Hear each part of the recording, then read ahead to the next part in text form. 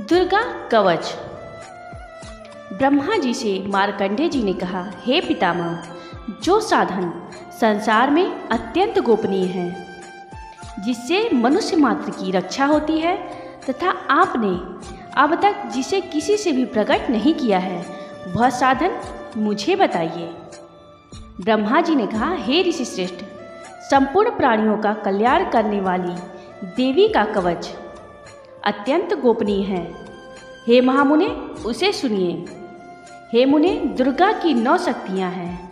पहली शक्ति का नाम शैलपुत्री है, दूसरी शक्ति का नाम ब्रह्मचारिणी है, परब्रह्म परमात्मा को साक्षात कराने वाली है। तीसरी शक्ति चंद्र घंटा, चंद्रमा जिसकी घंटा में हो। चौथी शक्ति है कुष्मांडा, सारा संसार जिसके उदर में निवास करता है। पांचवी शक्ति है स्कंद माता, कार्तिकेय की जननी। छठी शक्ति कात्यायनी है, महर्षि कात्यायन के अप्रतिम तेज से उत्पन्न होने वाली। सातवीं शक्ति कालरात्रि, समस्त सृष्टि का संहार करने वाली है। तथा आठवीं शक्ति महागौरी, शिव के महाकाली कहने पर क्रोध से जिन्होंने तपस्या कर ब्रह्मदेव से गौर वर्ण का वरदान लेने वाली है। नवी शक्ति सिद्धिदात्री, समस्त जगत को अणिमा, लघिमा, प्राप्ति, प्राकाम्य, महिमा, ईशित्व, वशित्व, कामवाशायिता, इन 8 रूपों से सिद्धि देने वाली है। ये नवदुर्गा कही गई हैं। ये शक्तियाँ सर्वज्ञ ब्रह्मदेव द्वारा कही गई हैं। जो मनुष्य अग्नि में जल रहा हो, युद्ध भूमि में शत्रुओं से घिर गया हो तथा अत्यंत कठिन विपत्ति में फंस गया हो, वह यदि भगवती दुर्गा के शरण का आश्रय ले ले तो उसका कभी युद्ध या संकट में कोई कुछ बिगाड़ नहीं सकता। उसे कोई विपत्ति घेर नहीं सकती और न उसे शोक, दुख तथा भय की प्राप्ति ही हो सकती है। जो लोग भक्तिपूर्वक भगवती का स्मरण करते हैं, उनका अभ्युदय होता रहता है। हे भगवती, जो लोग तुम्हारा स्मरण करते हैं, निश्चय ही तुम उनकी रक्षा करती हो। प्रथम चामुंडा, चंडमुंड का विनाश करने वाली देवी प्रेत के वाहन पर निवास करती है। वाराही महिष के आसन पर रहती है। ऐन्द्री का वाहन ऐरावत हाथी है। वैष्णवी का वाहन गरुड़ है। महेश्वरी बैल के वाहन पर तथा कौमारी मोर के आसन पर विराजमान है। श्री विष्णु पत्नी भगवती लक्ष्मी के हाथों में कमल है तथा वे कमल के आसन पर निवास करती हैं। श्वेत वर्ण वाली ईश्वरी वृष बैल पर निवास करती हैं। भगवती ब्रह्माणी संपूर्ण आभूषणों से युक्त हैं तथा वे हंसानन पर विराजमान रहती हैं। अनेक आभूषण तथा रत्नों से देदीप्यमान उपर्युक्त सभी देवियाँ सभी योग शक्तियों से युक्त हैं।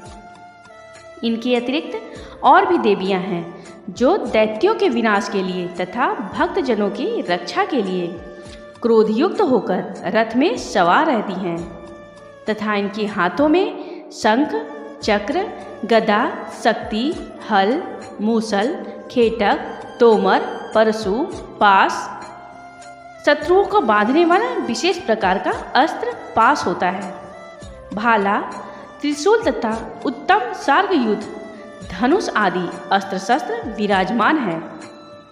देवताओं की रक्षा करना ही एकमात्र उनके अस्त्र शस्त्र का धारण करने का उद्देश्य है।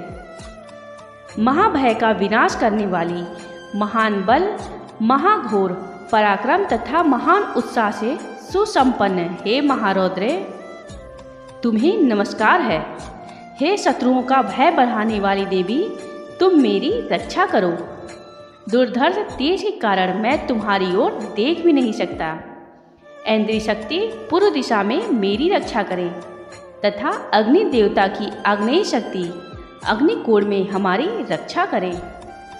वाराही शक्ति दक्षिण दिशा में खड्गधारी नैऋत्य कोण में वारुणी शक्ति पश्चिम दिशा में तथा मृग के ऊपर सवार रहने वाली शक्ति वायव्य कोण में हमारी रक्षा करें। भगवान कार्तिकेय की शक्ति कौमारी उत्तर दिशा में, शूल धारण करने वाली ईश्वरी शक्ति ईशान कोण में, ब्रह्माणी ऊपर तथा वैष्णवी शक्ति नीचे हमारी रक्षा करें। इसी प्रकार 100 के ऊपर विराजमान चामुंडा देवी दसों दिशा में हमारी रक्षा करें। आगे जया, पीछे विजया हमारी रक्षा करें। बाएं हाथ में अजिता, दाहिने हाथ में अपराजिता, शिखा में उद्योतिनी तथा सिर में उमा नियम पूर्वक हमारी रक्षा करें। ललाट में मालाधारी, दोनों भ्रू में यशस्विनी, भ्रू के मध्य त्रिनेत्रा तथा नासिका में यम घंटा हमारी रक्षा करें। दोनों नेत्रों के बीच में शंखिनी, दोनों कान के मध्य द्वारवासिनी, कपोल में कालिका, कर्ण के मूल भाग में शांकरी हमारी रक्षा करें। नासिका के बीच का भाग सुगंधा, ऊपर के ओष्ठ में चर्चिका, अधर नीचे के होठ में अमृत कला तथा जिह्वा में सरस्वती हमारी रक्षा करें। कौमारी दांतों की, चंडिका कंठ प्रदेश की, चित्रघंटा गले की तथा महामाया तालु की रक्षा करें। कामाक्षी ठोड़ी की, सर्वमंगला वाड़ी की, भद्रकाली ग्रीवा की तथा धनुष को धारण करने वाली रीढ़ प्रदेश की रक्षा करें। कंठ के बाहर नीलग्रीवा, कंठ की नली में नलकूबरी, दोनों कंधों की खड्गनी तथा वज्र को धारण करने वाली दोनों बाहों की रक्षा करें। दोनों हाथों में दंड को धारण करने वाली दंडिनी तथा अंबिका अंगुलियों में हमारी रक्षा करें। शूलेश्वरी नखों की तथा कुलेश्वरी कुक्षी प्रदेश में स्थित होकर हमारी रक्षा करें। महादेवी दोनों स्तन की, शोक को नाश करने वाली शोक विनाशिनी मन की रक्षा करें। ललिता देवी हृदय में तथा त्रिशूल धारिणी उत्तर प्रदेश में स्थित होकर रक्षा करें। नाभि में कामिनी तथा गुह भाग में गुहेश्वरी हमारी रक्षा करें। कामिका तथा पूतना लिंग की तथा महिषवानी गुदा में हमारी रक्षा करें। भगवती कटी प्रदेश में तथा विंध्यवासिनी घुटनों की रक्षा करें। संपूर्ण कामनाओं को प्रदान करने वाली महाबला जंघा की रक्षा करें। सभी संधियों में हमारी रक्षा करें। नारसिंगी दोनों पैर के घुट्टियों की, तेजसी देवी दोनों पैर के पिछले भाग की, श्री देवी पैर की अंगुलियों की तथा तलवासिनी पैर के निचले भाग तलुओं की रक्षा करें। दष्टा कराली नखों की, ऊर्ध्वकेशनी देवी केशों की, कौबेरी रोमावली के छिद्रों में तथा बागेश्वरी त्वचा में हमारी रक्षा करें। पार्वती देवी रक्त मज्जा, वसा, मांस, हड्डी और मेदे की रक्षा करें। कालरात्रि आंतों की तथा मुकुटेश्वरी पित्त की रक्षा करें। पद्यावती सहस्त्रदल कमल में, चूड़ामणि कफ में, ज्वालामुखी नखराशि में उत्पन्न तेज की तथा अमेध्या ब्राह्मणी शुक्र की, छत्रेश्वरी छाया की, धर्म को धारण करने वाली हमारे अहंकार मन तथा बुद्धि की रक्षा करें। वज्रहस्ता प्राण, अपान, व्यान, उदान तथा समान वायु की कल्याण से शोभित होने वाली कल्याण शोभना हमारे प्राणों की रक्षा करें। रस, रूप, गंध, शब्द तथा स्पर्श रूप विषयों को अनुभव करते समय योगिनी तथा हमारे सत्व, रज एवं तमोगुण की रक्षा नारायणी देवी करें। वाराही आयु की, वैष्णवी धर्म की, चक्रिणी यश कीर्ति, लक्ष्मी धन तथा विद्या की रक्षा करें। हे इंद्राणी तुम मेरे कुल की तथा हे चंडिके तुम हमारे पशुओं की रक्षा करो। महालक्ष्मी पुत्रों की तथा भैरवी देवी हमारी रक्षा करें। सुपथा हमारे पद की, क्षेमकरी मार्ग की रक्षा करें। राजद्वार में महालक्ष्मी तथा सब ओर व्याप्त रहने वाली विजया भयों से हमारी रक्षा करें। हे देवी इस कवच में जिस स्थान की रक्षा नहीं कही गई उस आरक्षित स्थान में पाप को नाश करने वाली जयंती देवी हमारी रक्षा करें। यदि मनुष्य अपना कल्याण चाहे तो वह कवच के पाठ के बिना एक पग भी कहीं यात्रा न करे, क्योंकि कवच का पाठ करके चलने वाला मनुष्य जिस जिस स्थान पर जाता है उसे वहाँ वहाँ धन का लाभ और संपूर्ण कामना एवं विजय की प्राप्ति होती है। वह पुरुष जिस जिस अभिष्ट वस्तुओं को चाहता है वह वस्तु उसे निश्चय ही प्राप्त होती है। कवच का पाठ करने वाला इस पृथ्वी पर अतुल ऐश्वर्य प्राप्त करता है। वह किसी से नहीं डरता और युद्ध में उसे कोई भी हरा नहीं सकता। जो लोग 3 संध्याओं में श्रद्धापूर्वक इस कवच का पाठ करते हैं उन्हें दैवी कला की प्राप्ति होती है। तीनों लोकों में उन्हें कोई जीत नहीं सकता। उस पुरुष की अपमृत्यु नहीं होती। वह 100 से भी अधिक वर्ष तक जीवित रहता है। इस कवच का पाठ करने से लूता, सिर में होने वाला खाज रोग, मकरी, विस्फोटक, चेचक आदि सभी रोग नष्ट हो जाते हैं। स्थावर विष, कनेर, भांग, अफीम में रहने वाला जंगम विष, सांप बिच्छू से उत्पन्न कृत्रिम अफीम, तेल आदि के संयोग से उत्पन्न ये सभी प्रकार के विष नष्ट हो जाते हैं।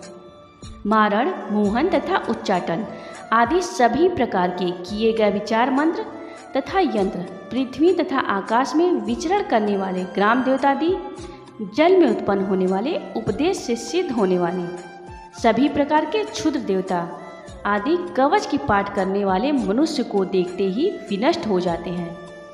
जन्म के साथ उत्पन्न होने वाले ग्राम देवता, कुल क्रम से उत्पन्न होने वाले कुल देवता, कंठमाला, डाकनी, शाकनी, अंतरिक्ष में विचरण करने वाली अत्यंत भयानक बलवान डाकनियाँ, ग्रहभूत पिशाच, यक्ष, गंधर्व, राक्षस, ब्रह्म राक्षस, वेताल तथा भयानक भैरव आदि सभी अनिष्ट करने वाले जीव विशेष कवच का पाठ करने वाले पुरुष को देखते ही विनष्ट हो जाते हैं। कवचधारी पुरुष को राजा के द्वारा सम्मान की प्राप्ति होती है। यह कवच मनुष्य के तेज की वृद्धि करने वाला है। कवच का पाठ करने वाला पुरुष इस पृथ्वी को अपनी कीर्ति से सुशोभित करता है और अपनी कीर्ति के साथ वह नित्य अभ्युदय को प्राप्त करता है। जो कवच का पाठ करता या सुनता है उसके पुत्र पौत्रादि संतति पृथ्वी पर तब तक विद्यमान रहते हैं जब तक पहाड़, वन, कानन और कानन से युक्त वह पृथ्वी टिकी हुई है। कवच का पाठ कर दुर्गा सप्तशती का पाठ करने वाला मनुष्य मरने के बाद महामाया की कृपा से देवताओं के लिए जो अत्यंत दुर्लभ स्थान है उसे प्राप्त कर लेता है और उत्तम रूप प्राप्त कर शिव जी के साथ आनंदपूर्वक निवास करता है।